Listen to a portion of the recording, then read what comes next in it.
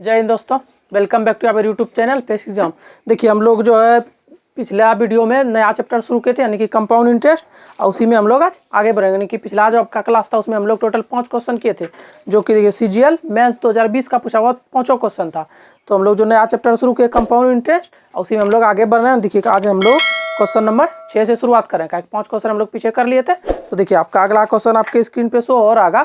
इसमें बोल रहा है कितने प्रतिशत वार्षिक ब्याज पे 15,625 की राशि चक्रवृद्धि ब्याज से 3 वर्ष में 21,925 हो जाएगी। तो देखिए पहले देखिए आपका क्वेश्चन नंबर है 6। पहले बोल रहा है कि आपका 15,925 की राशि 15,925 की राशि अब बोल रहा है 3 वर्ष में। देखिए कितना हो रहा है, 21,952 हो रहा है। 625 है, 15,625 और 21,952। देखिए 21,952। और देखिए बोल रहा है टाइम जो है आपका, टाइम दिया आपको 3 वर्ष। तो आपको पूछा है कि ब्याज कितना होगा कंपाउंड इंटरेस्ट पे। देखिए इस टाइप का जितना भी क्वेश्चन आ गया, आप देखिए टाइम क्या, अगर 2 साल है तो आप स्क्वायर कीजिए, अगर 3 साल है क्यूब कीजिए, अगर 4 साल है तो 4 का स्क्वायर कीजिए। ठीक, देखिए क्या है 3 साल, तो क्या कर देंगे, 3 दोनों का क्यूब कर देंगे, यानी कि 15,625 का भी और 21,952 का भी। तो देखिए जब तीनों का क्यूब करेंगे तो क्या होगा, देखिए 15,625 जो है 25 का क्यूब है, तो इसका आगे आपको 25। और देखिए ये जो आपका 21,952 ये है 28 का क्यूब, तो इसका क्या वैल्यू निकल गया 28। अब देखिए अब दोनों का आपको वैल्यू पता चल गया। आप पूछा है कि कितने प्रतिशत चक्रवृद्धि ब्याज पे, तो देखिए 25 से 28, तो कितना का अंतर, 3 का अंतर। देखिए 3 का अंतर कितना आपको हो रहा है 25 पे, देखिए 3 का अंतर 25 पे, तो 100 पे कितना, देखिए 100 पे कितना। अब देखिए 25 से इसको कटा दीजिए तो 4 हो गया, तो क्या हो गया 3 गुना 4 12, यानी कि 12%। यही क्या हो गया आपका इंटरेस्ट, यानी कि आंसर। अब देखिए किस ऑप्शन में, देखिए क्वेश्चन नंबर 6 का ऑप्शन नंबर ए जो है आपका सही है, यानी कि ऑप्शन नंबर ए क्या है आपका राइट आंसर, यानी कि 12%। चलिए आप चलते हैं अगले क्वेश्चन पे, यानी कि क्वेश्चन नंबर 7। देखिए आपके स्क्रीन पे शो कर रहा होगा, पढ़िए। देखिए क्वेश्चन है कि राहुल ने ए और बी 2 योजनाओं में चक्रवृद्धि ब्याज पर 2 बराबर धनराशि का निवेश किया। अब बोल रहा है कि योजना ए में जो पैसा निवेश किया 10% वार्षिक था, और देखिए बोल रहा है कि योजना बी में बराबर दर पर 12%, यानी कि योजना, देखिए 2 योजना था ए और बी, ए और बी। बोल रहा है कि ए में 10% पे निवेश किया, ठीक है, और बी में बोल रहा है कि 12% पे निवेश किया। तो देखिए उसके बाद आगे क्वेश्चन बोल रहा है कि ए में जो निवेश किया उससे जो आपको उसको ब्याज मिला है, देखिए इससे जो इसको ब्याज मिला है 1,050 रुपया का ब्याज मिला। 1,050 में रुपया का ब्याज किस में मिला, योजना ए में 10% पे। तो बोल रहा है कि बी में जो 12% पे इंटरेस्ट पे पैसा लगा है उसमें हमको कितना ब्याज मिलेगा। तो देखिए यहाँ से क्या हम लोग निकालेंगे, प्रिंसिपल और अमाउंट। देखिए क्या है 10% रेट पे, तो देखिए 10 और अमाउंट कितना हो जाएगा आपका 11। कैसे हो जाएगा, देखिए 10% के बराबर हम लोग क्या जानते थे, 10% के बराबर हम लोग पढ़े थे बराबर में 1/10, यानी कि अगर 10 है प्रिंसिपल मेरा तो इंटरेस्ट हो जाएगा 1 ज़्यादा, प्लस 1 कर देंगे क्या हो जाएगा 11। 11 क्या हो जाएगा मेरा, हो जाएगा अमाउंट। इसलिए अगर 10 प्रिंसिपल तो अमाउंट 11। और देखिए समय क्वेश्चन में आपको दिया है कि 2 साल का समय लग रहा है, तो कंपाउंड इंटरेस्ट क्या करते थे स्क्वायर। तो देखिए 10 का क्या कर देंगे स्क्वायर, तो क्या हो जाएगा 100, और 11 का 121। अब देखिए अब बोल रहा है कि इस पहला योजना में जो योजना ए में जो इंटरेस्ट मिला 1,050 रुपया का, लेकिन यहाँ देखिए कितना इंटरेस्ट मिला। इंटरेस्ट होता क्या था, प्रिंसिपल और अमाउंट का जो अंतर होता था वही होता था इंटरेस्ट। देखिए दोनों में कितना का अंतर, 21 का अंतर। लेकिन देखिए 21, लेकिन दिया कितना आपको 1,050 रुपया मिला। तो देखिए 1,050 रुपया, 1,050 रुपया मिला। देखिए इसको गुना कीजिए क्या हो जाएगा, 5 में कट जाएगा, नहीं 50। देखिए 1 का वैल्यू क्या निकल गया 50 रुपया। देखिए 1 का वैल्यू निकल गया 50 रुपया। अब देखिए आगे आगे आपको बोल रहा था कि बी में जो 12% पे पैसा लगाया उसमें कितना इंटरेस्ट मिला। तो देखिए 1 का वैल्यू 50 निकल गया, तो आप यहाँ से प्रिंसिपल निकाल सकते क्या है 100, तो 100 गुणा कर देंगे क्या 50, क्या आ जाएगा 5,000, यानी कि प्रिंसिपल के बराबर आपका क्या निकल गया 5,000 रुपया, 5,000। अब देखिए प्रिंसिपल आपको यहाँ से पता चल गया, और रेट भी पता है 12%। इसी पे पूछ रहा है 2 साल का चक्रवृद्धि ब्याज। तो देखिए 5,000 है आपका प्रिंसिपल, और इस पर 2 साल का चक्रवृद्धि ब्याज आपको पूछा है। देखिए पहला और दूसरा, यानी कि देखिए पहला 12% पे और दूसरा भी 12% पे। तो देखिए पहला 12% पे निकाले क्या होगा, 2 0 कट जाएगा, बचेगा आपका 600 यहाँ और 600 यहाँ। अब देखिए तो सिंपल इंटरेस्ट है, नहीं खत्म हो गया है कंपाउंड, यानी कि इंटरेस्ट पे भी इंटरेस्ट लगता है। 2 साल है तो पहले साल पे भी लगेगा, यानी कि इस पर क्या लगेगा 12% का। तो देखिए 2 0 कट जाए क्या हो जाएगा 12 × 72, यानी कि यहाँ से जो इंटरेस्ट लगेगा आपका इस पर और लग जाएगा 72 रुपया का। तो देखिए टोटल इंटरेस्ट क्या हो जाएगा 600, 600 और 72, यानी कि 6 × 12 और 72, यानी कि 1272 रुपया। बी पे जो 12% से इंटरेस्ट मिलेगा 1275 रुपया। यही क्या होगा आपका आंसर। अब देखिए किस में ऑप्शन नंबर 7 का आपका 7 का ऑप्शन नंबर है सी, यही क्या है आपका सही आंसर। चलिए अब देखिए अगला क्वेश्चन यानी कि क्वेश्चन नंबर 8। देखिए ये भी क्वेश्चन जो है सीजीएल मेंस 2020 का ही। तो देखिए इसमें बोल रहा है कोई निश्चित राशि 12% वार्षिक चक्रवृद्धि साधारण ब्याज की दर पर 2 वर्ष में ₹15,500 हो जाती है। देखिए पहले इतना ही निकालिए आप, यहाँ से आप पहले प्रिंसिपल निकाल लीजिए, उसके बाद देखिए आगे क्या बोल रहा है। देखिए क्या बोल रहा है, समय दिया आपको 2 साल का। देखिए बोल रहा है कि 15,500 जो है हो जा रहा है इंटरेस्ट, यानी क्या होता था अमाउंट माइनस प्रिंसिपल, यही क्या हो गया आपका अमाउंट, यानी कि सिंपल इंटरेस्ट माइनस प्रिंसिपल। हम लोग क्या पढ़ते हैं साधारण ब्याज में होता है आपका अमाउंट हो गया आपका ऐसा ही बराबर। देखिए प्रिंसिपल तो पता नहीं प्रिंसिपल, लेकिन टाइम है कितना आपको 2 साल का, रेट है 12%।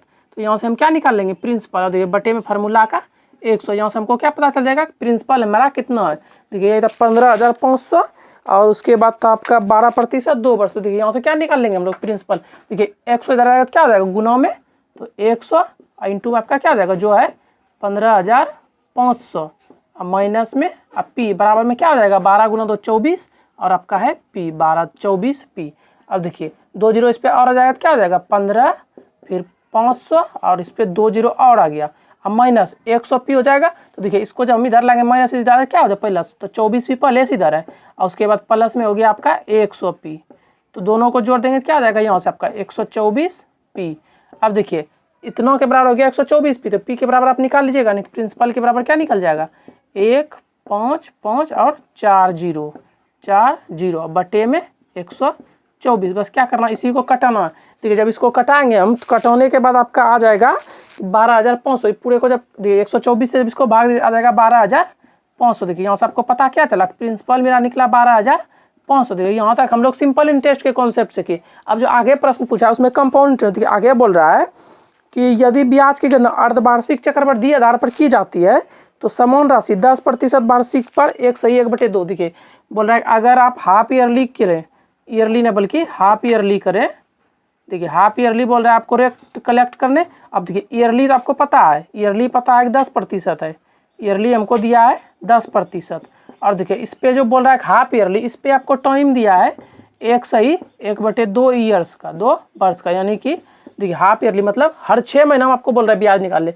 देखिए ईयरली था 10%, तो आधा कर देंगे क्या हो जाएगा 5% पे आप रेट लेना आपको। लेकिन देखिए टाइम कितना है 1.5 साल था, लेकिन बोला है 6 महीना में, तो क्या हो जाएगा 1 साल का 2 फिर आधा, यानी कि 3 हाफ ईयर हो जाएगा। टाइम आपका हो जाएगा 3 हाफ ईयर्स।